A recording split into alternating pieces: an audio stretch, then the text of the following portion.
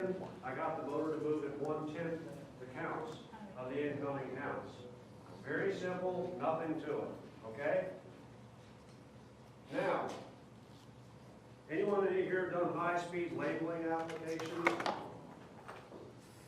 Anybody have to track the project, the product, while it's moving down the conveyor and do something to it? Okay, how are you going to get to that product and sync up with it on the fly? Obviously, you can use electronic gearing. Well, let's just suppose, here's your conveyor, and here's your product up here, and over here, you got a label dispensing head, okay? And you shoot the labels down here, you got a little dip roller here, and it kicks out and blows the label on. So as this comes by, you want to gear this motor shaft back to your conveyor motor down here, okay?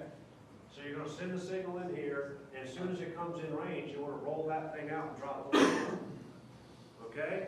There's a problem if you just jam it into gear mode. Let's just say for the sake of knowledge it is 1-to-1, and this is flying by at 10,000 counts a second.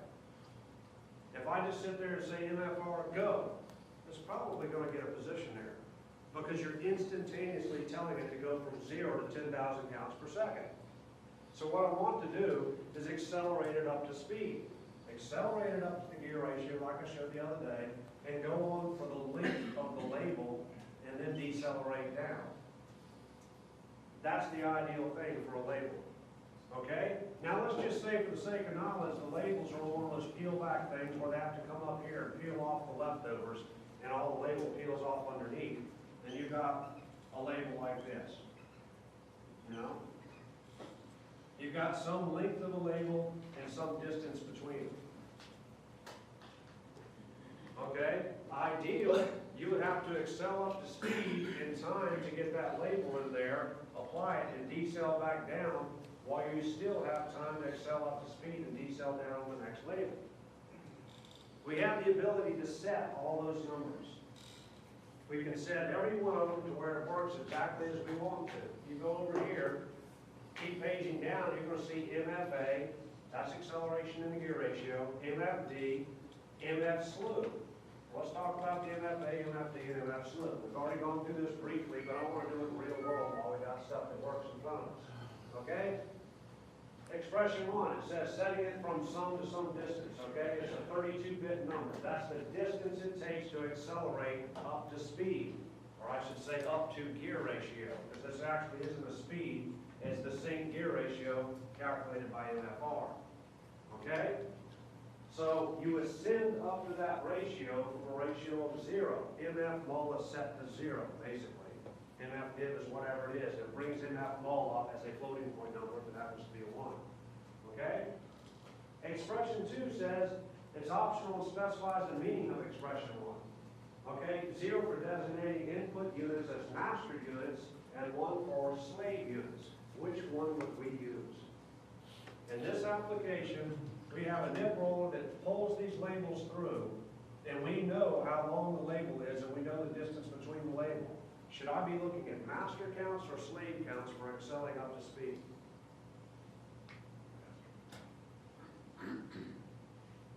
Somebody speak louder. Master? Okay. This is a master down here. How many counts this way is how many counts up here? That's the label we're feeding through on this label head. Keep in mind, this is the slave, and it's feeding these labels. You want it in slave counts. You can do it in master counts, but you're going to have to back figure what the distance is. Okay? See, imagine you have the nip rollers pushing this label out, and you know that you have to excel up to speed from the last time you were running the labels through. You only have so much distance of the slave you can do it in. You better get it up to speed within X counts of the slave.